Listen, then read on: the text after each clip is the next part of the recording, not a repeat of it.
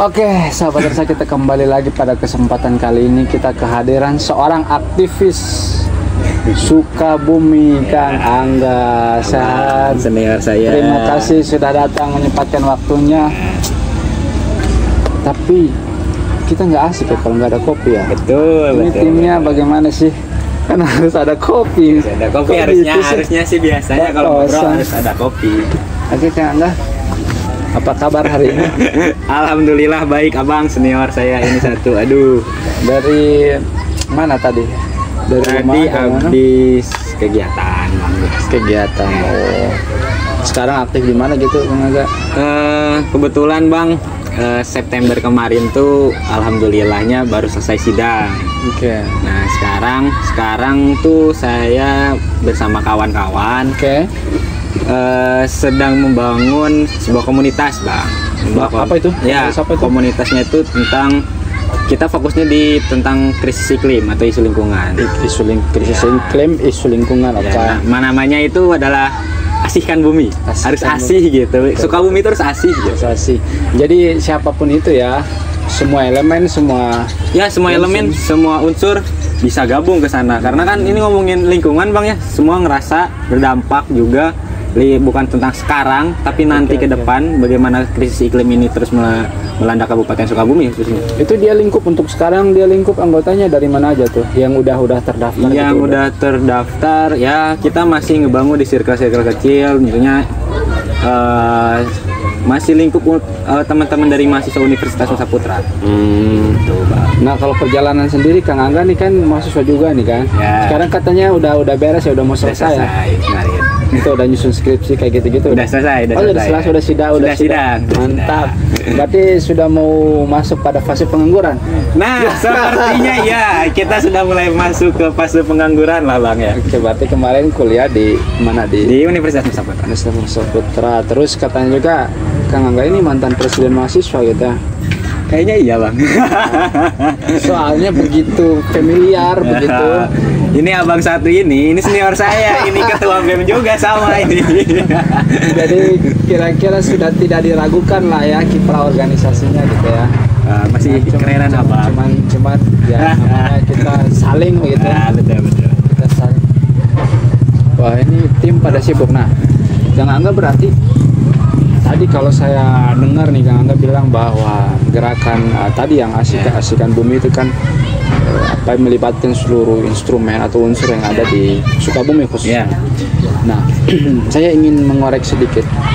Tentunya kalau bicara persoalan keterlibatan semua unsur, tentu saja bahwa kebijakan, ya kan, atau orang selaku pemangku kebijakan itu keterlibatannya lebih besar kan, karena ini persoalan dorongan dari atas, ya kan, yang kemudian apapun itu bisa terjadi ketika semua orang tuh komitmen, terutama penguasa begitu kan, ngobrolkan persoalan asihkan bumi nih. Nah, pada kesempatan kali ini saya ingin bertanya ke Kang Angga. Tentunya kita akan berhadapan dengan momen pilkada. Betul tanggal 27 November kan. Nah, menurut Kang Angga sendiri bagaimana, menurut kacamata Kang Angga melihat tentang konstelasi hari ini, mulai dari awal pendaftaran sampai sekarang itu perkembangannya bagaimana sih, atau sikap Kang Angga sendiri terhadap perjalanan pilkada ini bagaimana sih? Ini agak menarik ya Bang ya, kita bahas pilkada akhirnya ya. Karena asik aja sih saya kalau mengorek informasi pilkada atau politik dari pemikiran mahasiswa itu enak. Jadi gini Bang, saya asli dari orang Sukabumi, orang Kabupaten Sukabumi. Berarti kan saya tuh akan memilih calon yang akan memimpin Kabupaten Sukabumi 5 tahun ke depan. Siap.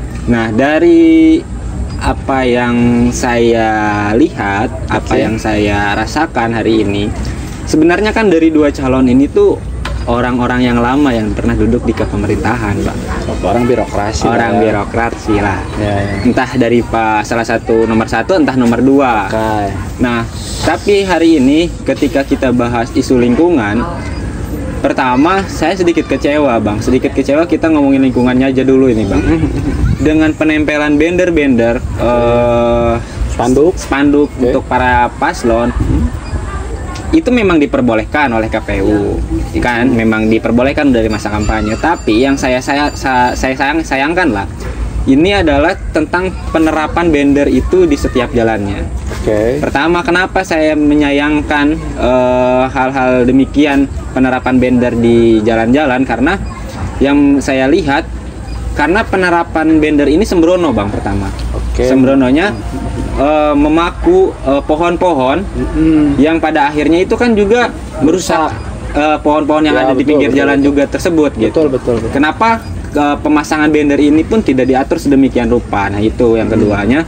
Bagaimana kan ini kita khususnya anak muda nih, kita kan melihat bagaimana hari ini pemimpin bukan tentang besar atau bender kecil atau besar bendernya, tapi kita melihat bagaimana ide dan gagasannya yang berlaku untuk masyarakat khususnya lingkungan. Dan hari ini sepertinya tidak ada yang serius ngomongin isu lingkungan. Karena saya orang kabupaten kan, saya mau berangkat kuliah setiap harinya. Saya berangkat kuliah itu dari saya orang Kelapa Nunggal. Saya selalu melihat bagaimana sampah berserakan di mana-mana.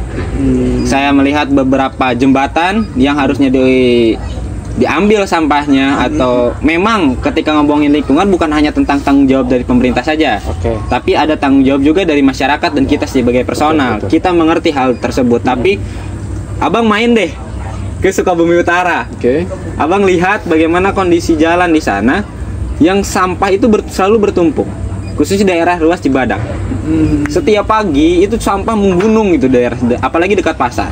Terus kita bisa lihat dekat ada jembatan di sana, bawahnya itu sampah banget. Nah kan ketika hari ini itu kan adalah memang tanggung jawab secara masyarakat, tapi pengambilan sampah itu ketika menumpuk juga kan harusnya tidak ada keterlambatan di sana. Gitu. Sedangkan itu juga kan diatur oleh pemerintah. Nah, betul Bang. Itu yang hari ini anak muda ngelihat kayaknya tidak ada yang benar-benar serius ngomongin iklim. Lingkungan lah. Makanya ini perlu didorong kayaknya. Kira-kira gini, kalau misalkan memang lah, banyak sekali bahwa persoalan penumpukan sampah, persoalan kerusakan lingkungan, itu manusia yang subjeknya gitu. Tapi sumber-sumber kerusakan itu dari manusia. Betul. Ada yang bilang begitu. Cuman kadang saya juga bingung. Sebenarnya memang betul manusia, tapi kan manusia itu dibatasi atau dipisahkan dari status. Ada yang berstatus sebagai penguasa, pejabat, ya kan? Ada yang berstatus sebagai masyarakat, ada yang berstatus sebagai mahasiswa, yang semuanya itu punya peran dan fungsi masing-masing. Tetapi kadang-kadang kita sering dengar dari pemerintah sendiri mengatakan bahwa ini sumbernya dari kita selaku manusia. Ya kan, penguasa juga manusia kan. Nah, itu kan Bang. Tidak bisa dipisahkan pada akhirnya. Seharusnya kan itu harus didorong. Nah, kira-kira menurut Kang Angga sendiri atau harapan Kang Angga sendiri, visi misi yang seperti apa sih calon-calon itu, harusnya bagaimana sih untuk bisa mengakomodir itu gitu, khususnya tentang lingkungan Bang ya. Yang pertama yang kita harapkan sebagai anak muda yang akan merasakan 5 tahun ke depan bagaimana krisis iklim ini berlanjut. Nah, harapannya ada sebuah gagasan-gagasan yang hari ini tuh memang menginisiasi semua hal yang memang berdampak tentang lingkungan. Masih banyak, karena ngomongin lingkungan Bang bukan hanya tentang persoalan sampah. Pada akhirnya banyak sekali hari ini, khususnya Kabupaten Sukabumi. Kan Kabupaten Sukabumi adalah kawasan industrial. Betul. Yang kalau nggak salah di data itu ada 77, koreksi kalau saya salah, ada 77 perusahaan yang memang hari ini sudah tervalidasi oleh pemerintah itu sendiri. Nah, di sana pun itu letak yang tervalidasi. Iya, yang tervalidasi. Yang beroperasi liar. Beroperasi liar kan masih banyak. Nah, itu kan juga adalah kita bukan benci dari setiap perusahaannya, tapi dampak dari sananya juga kita harus pikirkan. Bagaimana limbahnya akan kemana dan segala macamnya kan kadang tanda kutip jarang untuk diawasi. Nah, itu kan biasanya ada perusahaan-perusahaan nakal. Nah, harusnya kan ada perusahaan-perusahaan nakal bisa ditindak oleh pemerintah. Betul. Yang tadi yang terutama yang beroperasi liar. Maksudnya kadang-kadang yang sudah terlegitimasi juga saja sering melanggar aturan kan. Benar Bang. Itu maksudnya dari visi misi dari setiap calon. Ya, semoga visi misinya adalah sebuah gagasan yang memang hari ini memang untuk Kabupaten Sukabumi. Yang keduanya adalah bagaimana bisa menampung seluruh aspirasi dari masyarakat kabupaten yang pada nantinya akan menjadikan sebuah ide dan kerja nyata. Itu kan Bang yang kita tunggu. Bukan hanya sekedar bender banyak di jalan-jalan, kita maju, Sukabumi maju dan segala macamnya, tapi pada akhirnya kita masih minim, UMR kita juga masih minim. Nah, itu persoalan-persoalan yang harus ada ide baru dan gagasan baru, bukan hanya template semata. Itu yang kami harapkan. Dan ini ada real pemikiran. Jadi saya harap tuh visi misi itu memang real dari pikiran akar rumput masyarakat. Itu bukan tentang bagaimana hari ini visi misi ini adalah pesanan dari salah siapapun. Saya nggak tahu lah itu pokoknya. Oke, karena kan kita semua tahu lah ya bahwa setiap ada pencalonan seperti ini kan visi misi itu menjadi ukuran masyarakat untuk menilai betul. Nanti ini dia akan buat apa kan, calon itu kan akan buat apa ketika terpilih kan itu ukurannya dari visi misi itu kan ya. Tadi Kang sudah sempat singgung bahwa visi misi ini harus berangkat dari akar rumput ya karena memang visi misi itu kan menggambarkan realitas kehidupan masyarakat gitu ya dengan harapan-harapannya. Tapi sejauh ini ada nggak sih menurut Kang Angga sendiri gitu dari pihak yang mencalonkan diri gitu ya, konsolidasi ke akar rumput gitu, apa sih kebutuhannya, apa sih keluh kesahnya, ada sini sih, ada palingan ya itu aja ya, formalitas aja ya. Kayaknya iya sih. Soalnya saya juga orang kabupaten nih. Kalau memang ada konsolidasi misalnya dari setiap calon, ayo masyarakat pengen apa dan segala macamnya kan pasti saya juga terlibat. Betul. Karena saya bagian dari masyarakat Kabupaten Sukabumi, atau memang saya tidak dilibatkan mungkin. Gitu. Tapi kan pada akhirnya bukan soal dilibatkan atau tidak dilibatkan, tapi persoalan bagaimana aspirasi ini tertampung semua yang pada akhirnya dijadikan visi dan misi gitu, Pak. Ya itulah harapan kita sebagai anak muda lah untuk Kabupaten Sukabumi. Oke lah. Kalau itu persoalan mungkin yang saya dengar dari tadi ini sedikit keresahan dan aspirasi lah dari Kang Angga lah ya, yang berharap agar ya setidaknya calon kandidat ini mampu merespon seluruh kepentingan masyarakat gitu ya, tidak hanya golongan tertentu. Wabil khusus tadi itu bicara persoalan iklim dan lingkungan. Nah, Kang Angga, mungkin Kang Angga punya sedikit gambaran gitu ya persoalan lingkungan saat ini, atau wabil khusus di Jawa Barat gitu ya. Kita ngomong persoalan apa, krisis iklim. Itu kan Jawa Barat katanya memang sudah mulai tergerus ya. Iya. Tuh. Katanya memang sudah mulai tergerus. Nah, yang paling penting adalah sekarang itu semua instrumen itu sudah mulai bergerak, dan kebanyakan yang saya lihat itu isunya itu selalu berkaitan dengan lingkungan. Nah, ini kira-kira kan ada apa gitu ya? Kita bisa rasain, Bang. Sukabumi itu kan dulu sejuk ya, Bang. Betul. Sejuk, asri, nyaman, enak tidur. Betul. Tapi beberapa tahun terakhir Sukabumi mulai panas. Sukabumi mulai panas. Terus cuaca hujan pun sudah nggak menentu kan? Sudah pancaroba sudah nggak menentu lagi gitu. Entah musim biasanya memang mungkin musim memang dirasakan oleh hampir seluruh Indonesia atau dunia lah ya. Siap. Tapi Sukabumi sudah berbeda, tidak seperti Sukabumi yang asih gitu. Dan ya masih banyak PR, Bang, untuk khususnya saya lebih menyoroti tentang Kabupaten Sukabumi yang hari ini karena saya tinggal di sini dan saya putra daerah di sini. Karena PR Sukabumi itu masih banyak, Bang. Belum tadi kan di isu lingkungan, belum di infrastruktur. Saya anak teknik sipil. Siap. Dan teknik sipil saya belajar tentang ilmu keteknikan, ilmu kesipilan yang memang hari ini tentang infrastruktur. Di Kabupaten Sukabumi masih banyak yang harus diperbaiki, khususnya jalan transportasi umum masyarakat. Karena masih banyak jalan-jalan yang masih berlubang, masih banyak jalan-jalan yang hari ini tidak terawat, pada akhirnya kalau kata orang Sukabumi Mas Limah gini, Bang, Sukabumi mau hangan saat cenah jalana itu, Bang.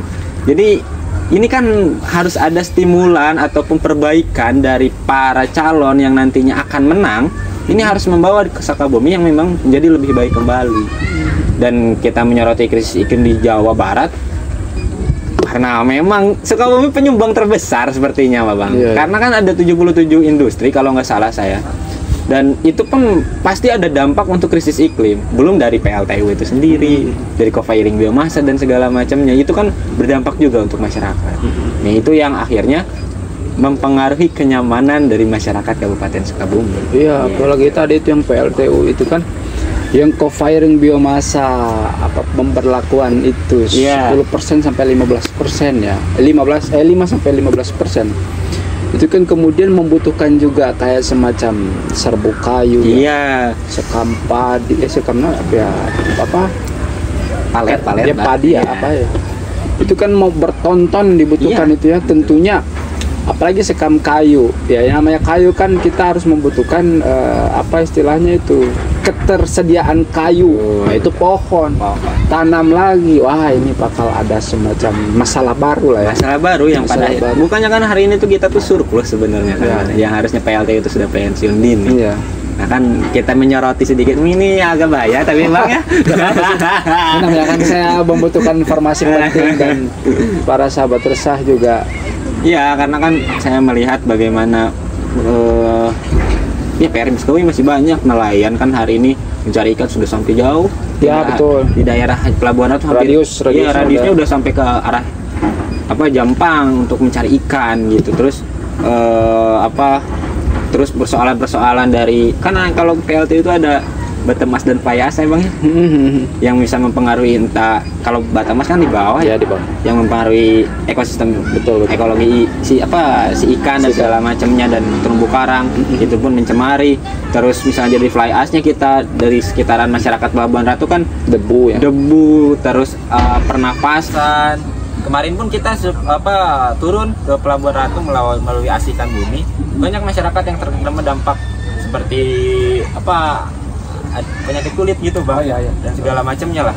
Dan itu pun harus menjadi sorotan khusus untuk para pemangku kebijakan bahwa hari ini ternyata selain dari dampak positif yang telah diberikan lewat sumber material, ternyata ada kerugian lewat secara fisik yang bisa dirasakan oleh masyarakat. Secara langsung itu masyarakat bisa terasakan, entah itu di dampak ekonomi ataupun dampak kesehatan. Nah ini yang harus kita perhatikan betul-betul, bagaimana ketika ingin Sukabumi maju, perhatikan juga masyarakat. Nah itu kan akhirnya masyarakat itu dikasih pilihan ya. Kami akan membantu kalian gitu. Oke, menerima bantuan, tapi di sisi lain ada apa istilahnya itu penyakit-penyakit yang menyerang fisik gitu. Akhirnya masyarakat dikasih pilihan-pilihan sehingga itu nanti berhubungan dengan hak asasi manusia juga. Iya, karena kan memang Asikan Bumi juga fokusnya ada tiga poin kan Bang ya. Ada transformasi energi, ekologi, dan hak asasi manusia. Karena dari tiga hal ini ketika ngomongin lingkungan pasti berdampaknya ke hak asasi manusia. Ada hak yang memang nantinya direnggut gitu. Betul sekali. Arti dari eksploitasi besar-besarnya, ada aktivitas ekstraksi sebuah industri, bukan merusak iklim, merusak. Akhirnya nanti masyarakat itu bermigrasi ya, berpergian, berpindah tempat karena merasa tempat mereka sudah tidak nyaman. Wah ini kira-kira bagaimana tuh Kang Angga, kira-kira untuk mengatasi itu? Kita butuhkah apa istilahnya tuh konsolidasi, sosialisasi lagi ke masyarakat, menyadarkan masyarakat bahwa tentang pentingnya lingkungan untuk menjaga-jaga juga ya. Kadang-kadang kan gini Pres, bahwa masyarakat itu seringkali tadi dikasih pilihan, masyarakat harus rela memberikan apa yang mereka punya, lahan dan lain-lain, itu ditukar dengan apalah mungkin ya, harus tahu lah. Kalau itu ya kira-kira ada nggak kiat-kiatnya atau memang PR kita bersama begitu? Bagaimana? Memang kalau ini tuh tentang bagaimana PR bersama yang harus disadarkan gitu. Tapi saya mengajak ke seluruh, terutama ke sahabat resah ke subscriber sahabat resah nih. Saya mengajak bagaimana hari ini pentingnya edukasi terhadap masyarakat. Ternyata pada akhirnya yang kita butuhkan bukan tentang persoalan hanya uang saja.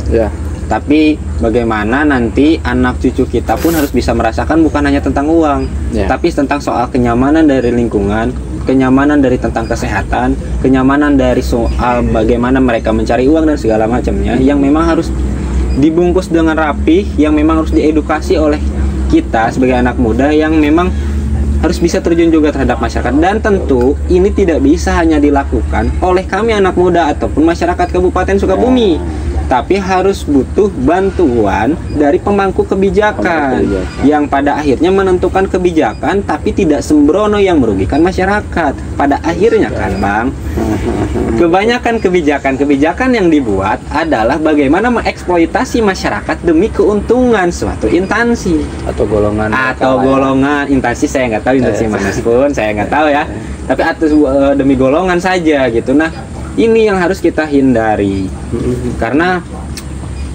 Sukabumi sudah tidak lagi elok untuk dipandang. Sukabumi sudah tidak elok lagi untuk dirasakan kenyamanan tentang bagaimana ruang lingkup kehidupan. Ini yang hari ini saya sedikit miris, tapi saya sedikit miris pun saya juga warga Sukabumi. Yang asli warga Sukabumi. Tapi ya ini makanya kita buat Asihkan Bumi. Ini gerakan kecil yang semoga bisa menjadi gerakan yang memang besar untuk berdampak untuk masyarakat Kabupaten Sukabumi. Yang salah satu poinnya, hal terkecil aja dulu, jangan buang sampah sembarangan. Betul. Terus kurangi pemakaian dari plastik, dan jangan ngerokok ketika membawa motor. Itu kan juga mengganggu juga kan? Ya, kita udah nyumbang polusi menggunakan kendaraan ya. Kita juga menyumbang polusi menggunakan asap rokok. Betul. Ya. Wah, itu bahaya sekali, double artinya. Walaupun saya juga merokok, tapi tidak membawa motor merokoknya saat tapi tidak saat membawa motor. Ya, kita mulainya dari hal-hal kecil aja dulu deh Bang. Oke. Karena kan sesuatu itu katanya masyarakat tuh bukan hanya tentang bagaimana soal dia bicara, tapi kan soal bagaimana dia mempraktekkan dan membuktikan. Nah, kita pengen bahwa sampah di ini jangan terlalu buang sampah kemana-mana, kita kurangi sampah plastik dan segala macamnya, biar masyarakat melihat dan akhirnya masyarakat mencontoh bagaimana perilaku dan sikap kita. Oke. Gitu Bang. Nah, semakin menarik. Kalau itu tadi kan kita bicara persoalan kebijakan. Nah, ternyata tadi kan infrastruktur kan tadi ya Pres ya, pembangunan di Sukabumi itu masif, baik itu ada pembangunan perhotelan, pembangunan toko-toko ya, ruko-ruko dan lain-lain, yang sebenarnya tidak semua itu memperhatikan ruang terbuka hijau yang nantinya juga memang menjadi salah satu syarat gitu ya. Dan itu terjadi loh, ya kan? Coba kalau kita lihat itu terjadi, itu gimana tuh kira-kira tuh? Ya, apa ya Bang, bingung saya pokoknya kalau ngomongin soal RTH, ruang terbuka hijau ini. Mungkin pemerintah masih bisa mengakali karena masih banyak lahan di Kabupaten Sukabumi, karena masih banyak pepohonan dan segala macamnya. Jadi itu bisa jadi alasan. Iya, nah itu bisa menjadi alasan, tapi alasan hal tersebut kalau semakin terus-terusan digusur ataupun dibabat habis, kan pada akhirnya habis juga. Lihat Kalimantan kan habis juga. Habis juga, yang ngerinya. Apalagi Kabupaten Sukabumi kan menjadi kabupaten terluas. Iya, betul, dengan berapa? 40 lebih kecamatan. Iya, terluas di Jawa Barat gitu. Nah, ini kan menjadi catatan penting nih bahwa tidak hanya sekedar gagasan yang seadanya pada akhirnya, tapi kita butuh gagasan yang benar-benar kompatibel gitu untuk Kabupaten Sukabumi. Gitu, jadi pemerintah tuh nggak boleh tuh jadikan bahwa kita nih kan hutan kita masih banyak, betul ya kan, lahan-lahan kosong kita masih banyak ya kan, ya masih hijau juga ya, memang masih hijau juga. Jadi ya nggak perlu misalkan penerapan RTH ya kan ada alasan-alasan seperti itu ya. Nah kan tadi kalau sudah disinggung sama Angga bahwa ya lama-lama kalau begitu terus ya habis juga ya kan. Habis juga. Ada buktinya kan, kita berkiblat berkaca pada kasus-kasus eksploitasi ya di beberapa daerah kan, yang tadinya tanaman, hutan, hijau dan lain-lain ya ujung-ujungnya tergerus, terkikis, tereksploitasi juga, dan tidak ada reboisasi atau upaya untuk menanam kembali kan tidak ada. Mas, saya rasa sangat menarik ya Kang Angga ya, kita ngobrol persoalan hubungan kaitan pilkada dengan isu lingkungan gitu ya. Sebenarnya Bang, Sukabumi itu masih banyak sorotan tentang pendidikan nih Bang. Pendidikan masih banyak, apa yang hari ini khususnya infrastrukturnya ya masih banyak fasilitas pendidikan yang belum memadai. Terus masih banyak. Saya kemarin main ke kampus Nusa Kota. Ada ini kita bawa sadikes lah bang ya. Ada salah satu anak yang dia membawa makanan di kayaknya umur 8 tahun 9 tahunan. Dia sudah mulai bekerja dan dia sudah tidak sekolah. Saya tanya kenapa dia tidak sekolah. Pertama tidak ada biaya. Terus ada apa ya? Mungkinnya ada problem. Tapi kan ini menjadi catatan penting. Sepertinya bukan hanya anak ini saja yang memang merasakan tentang ketimpangan soal pendidikan. Ya, betul. Pasti masih banyak gitu. Nah, ini yang harus para calon tuh paham akar rumput di masyarakat gitu. Biar jadi jangan sekedar ini dibangun, enggak, dia harus turun ke masyarakat, dia harus merasakan bagaimana kondisi masyarakat Kabupaten Sukabumi. Apalagi coba turun ke setiap desa-desanya. Dari walaupun mungkin calon bupati ini kan punya instrumen namanya kepala desa. Tapi kan kalian dari para calon juga harus lebih paham betul bagaimana kondisi akar rumput. Kadang masih banyak penyelewengan yang dilakukan oleh beberapa aparat kepemerintahan, terutama di desa. Nah, ini harus lebih concern lah bagaimana harus menimbulkan citra yang baru dari soal bupati yang lama ke bupati yang baru. Jadi jangan sampai template gerakannya. Saya pengen betul. Ada ide gagasan baru dan kinerja nyata yang memang hari ini bisa dibuktikan pada akhirnya. Dan saya apresiasi betul bang kalau misalnya ada para calon bupati yang hari ini bisa berdialog langsung dengan kami anak muda. Kalau itu bisa terjadi, kalau itu memang mereka berani, ini yang akan kita kasih applause. Karena kan kita anak muda tuh punya ide gagasan yang banyak, punya gagasan yang baru, yang pada akhirnya harus dipertaruhkan. Kalau gagasan itu harus ditarungkan bang ya. Betul. Kalau bukan gagasan tidak dipertarungkan ya bukan gagasan pada akhir.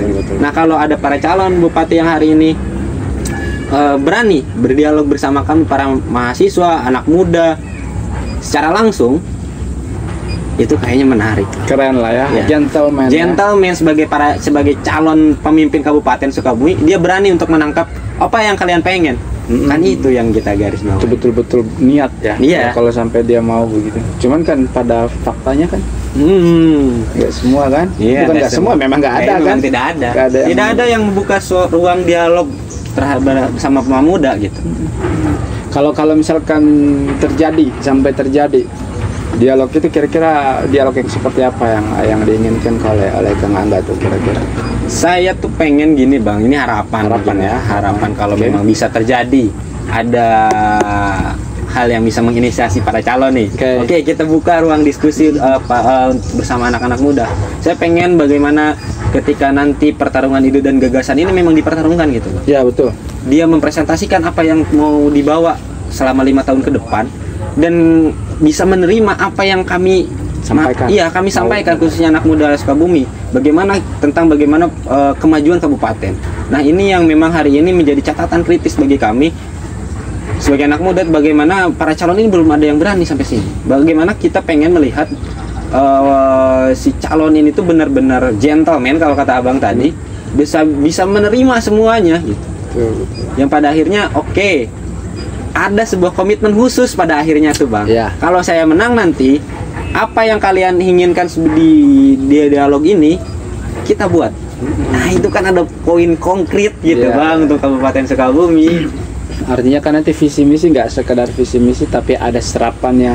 Iya kan ada runtutan bang. Betul. Yang kita pengen. Karena belum ada. Itu sampai sekarang kan belum ada. Nah mungkin terakhir Kang Angga ya.